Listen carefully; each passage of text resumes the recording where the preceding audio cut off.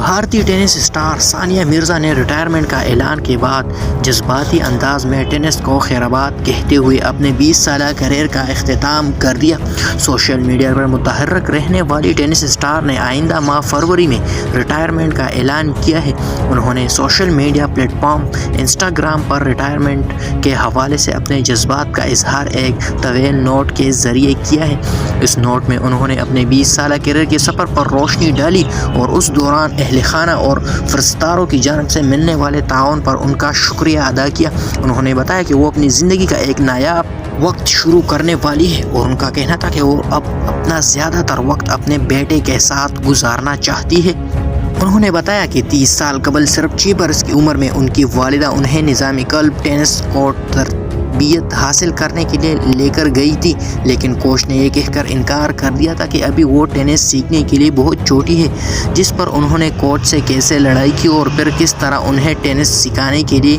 آمادہ کیا اور پریکٹس کا آغاز کیا۔ اسی عمر